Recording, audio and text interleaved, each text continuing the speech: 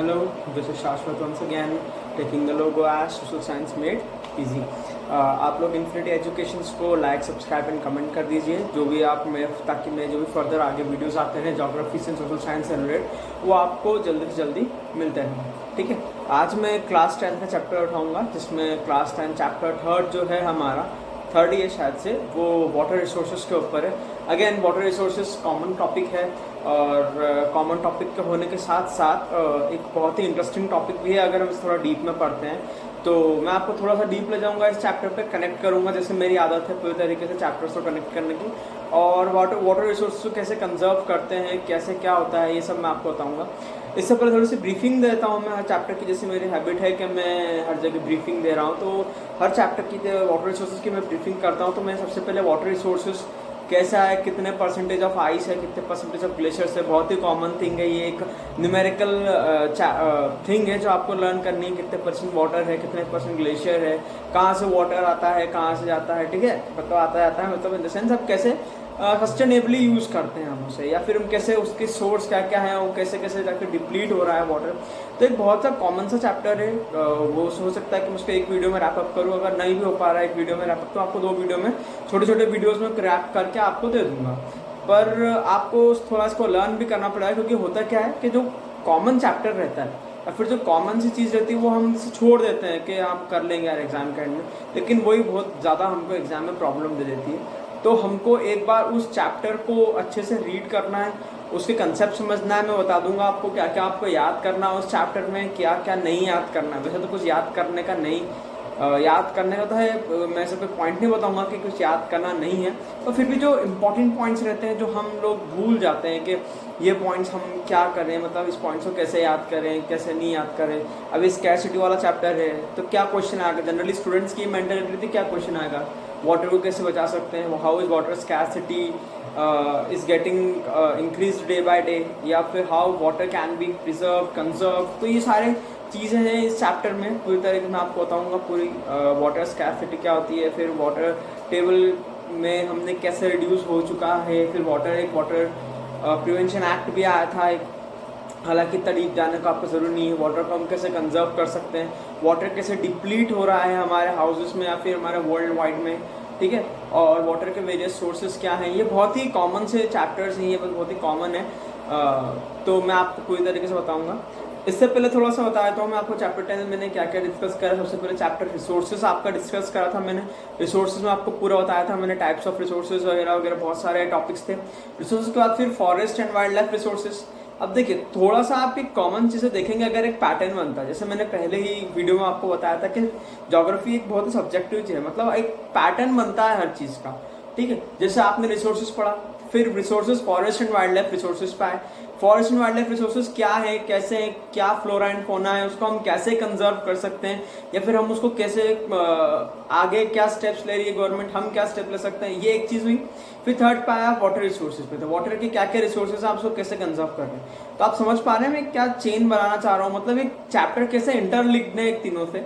क्या आप रिसोर्सेज करते हैं, रिसोर्सेज की आपने डेफिनेशन देखी पूरी तरीके से, कितने टाइप का रिसोर्सेज होते हैं, क्या होते हैं।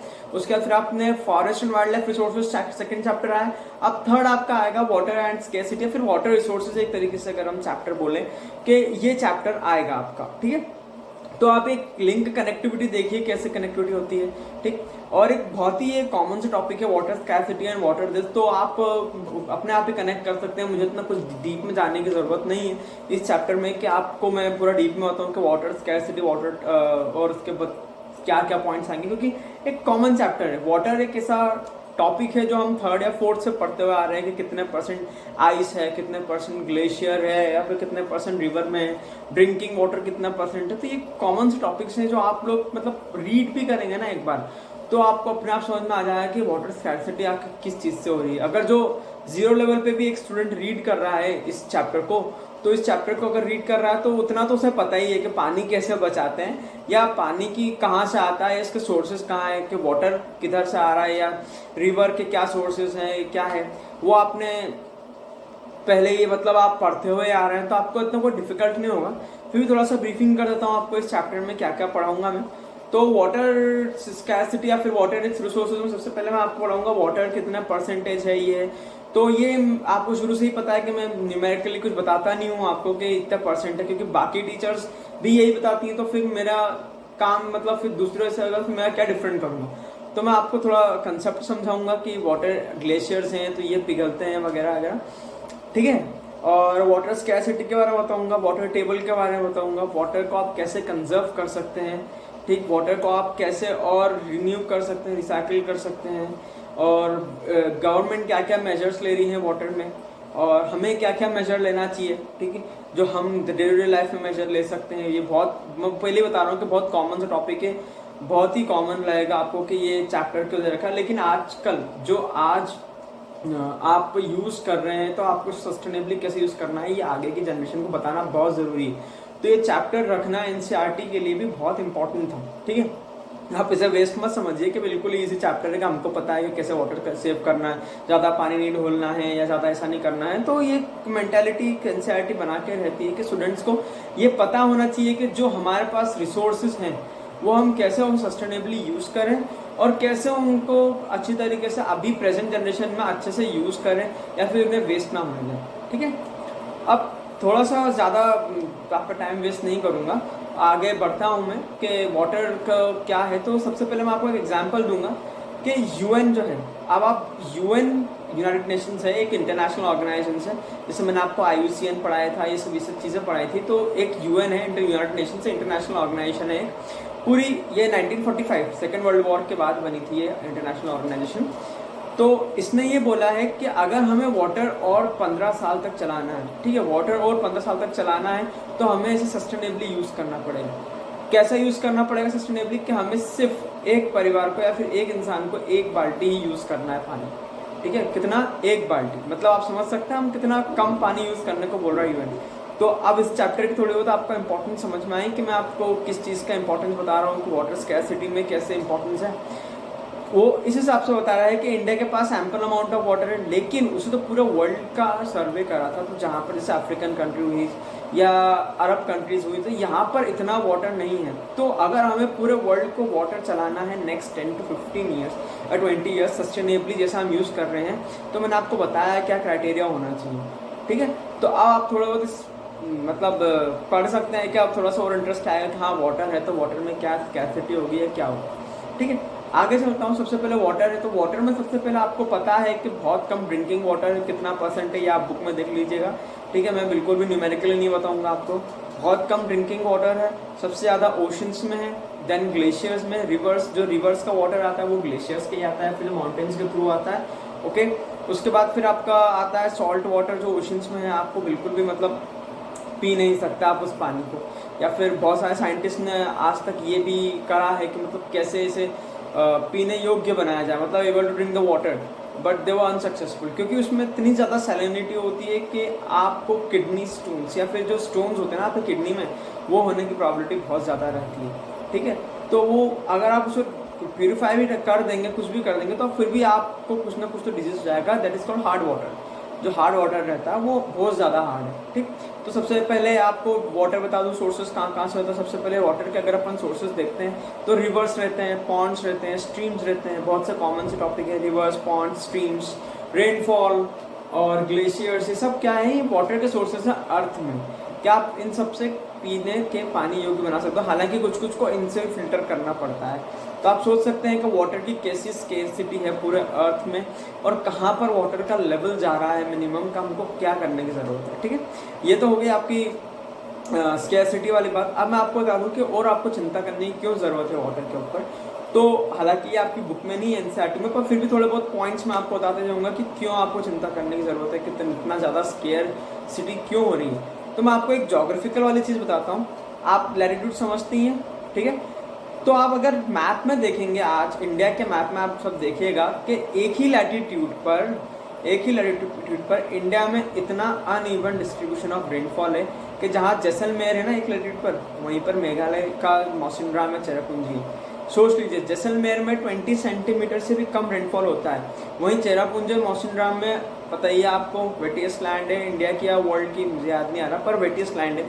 तो इतना अनइवन डिस्ट्रीब्यूशन ऑफ रेनफॉल है, इतना uneven distribution of table water land है, तो सोचिए वाटर की स्कैर्सिटी, जहाँ आप पानी सही से यूज़ कर रहे हैं या फिर आप जहाँ 1 गिलास यूज़ करना वहाँ आप 4 गिलास यूज़ कर रहे हैं, लोगों को वहाँ पर 1 गिलास भी नसीब नहीं हो रहा है पानी पीना, ठीक है, पीने ड्रिंकिंग वाटर की बात कर रहा हूँ।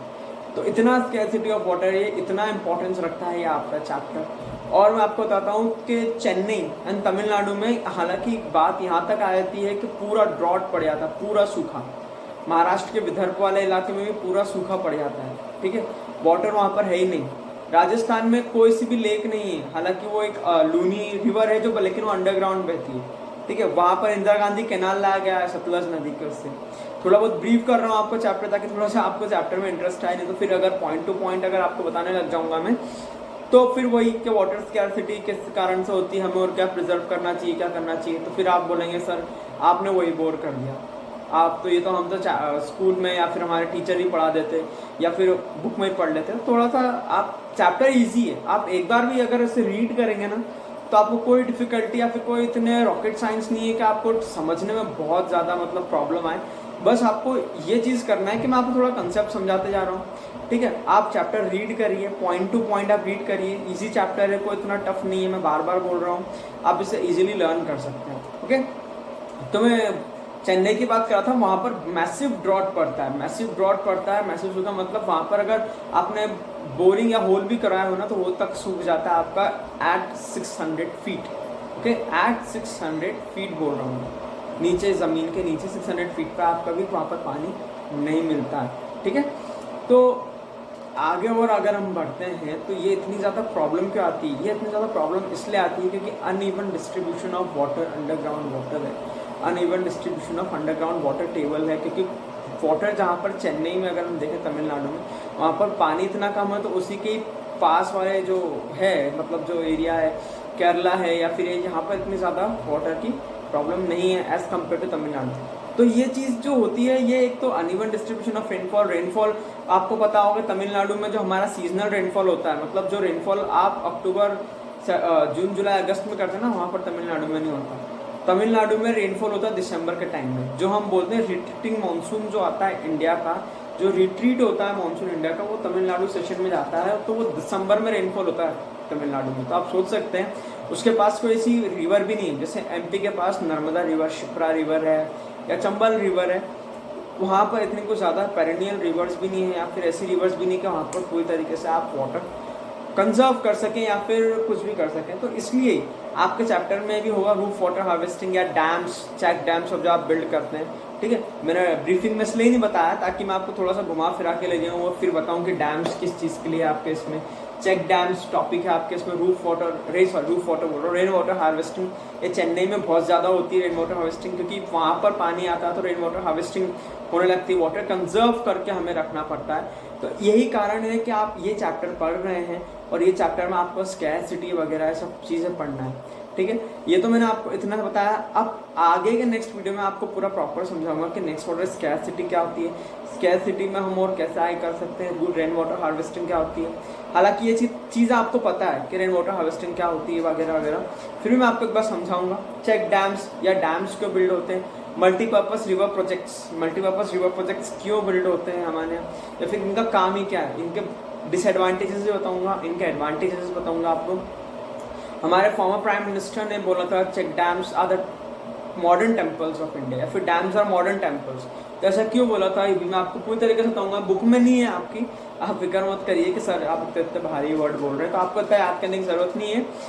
जिसने मेरे पहले के वीडियोस देखे होंगे वो मैं थोड़ी ये आदत को जानता है कि मैं थोड़ा रिलेट करता हूँ हिस्ट्री से या फिर हर चीज़ से, आपको पूरी book to book word to word नहीं समझाता हूँ कि ये वर्ड है तो इस वर्ड का ये, हालांकि जो इंपॉर्टेंट रहता है टॉपिक वो आपको बिल्कुल अच्छे तरह से समझाता हूँ मैं, ठीक है। तो नेक्स्ट वीडियो में हम ये सब कवर करेंगे, जो इस चैप्टर के मेनली 4 या 5 मेन टॉपिक्स हैं जो आपको इतना ज़्यादा रिवाइज या फिर इतना ज़्यादा समराइज, इतना लोड मतलब लेने की ज़रूरत नहीं है कि इतना ज़्यादा बर्डन वाला चैप्टर है। ये 5 टॉपिक है, मैं 5 टॉपिक और आपको अच्छे से आगे समझाऊंगा और अच्छे से हम देखेंगे। टिल देन जितना भी मैंने आपको समझाया 2 चैप्टर में, जो भी आपको डाउट्स है आप पूछ सकते हैं कमेंट सेक्शन में, कुछ भी कर सकते हैं कि सर ये डाउट है, तो मैं बिल्कुल आपका रिप्लाई दूंगा, ठीक है। या फिर आप इन्फिनिटी एजुकेशन को सब्सक्राइब करिए, लाइक करिए और डायरेक्ट थ्रू कॉन्टैक्ट भी कर सकते हैं मुझसे, तो भी मैं आपको रिप्लाई करूंगा कि ये कुछ भी डाउट हो आपको तो आप मुझसे पूछ सकते हैं। कुछ भी ग्राउंड जीरो का भी अगर डाउट हो तो भी मैं आपको बताने में बिल्कुल भी संकोच नहीं करूंगा, क्योंकि आप मेरे स्टूडेंट्स हैं और मैं बिल्कुल चाहता हूं कि आप डाउट्स निकालें, ठीक है। टिल देन दिस इज शाश्वत वर्मा, और लाइक सब्सक्राइब एंड कमेंट करिए और रिवाइज करते रहिए, that's the most important thing. Thank you.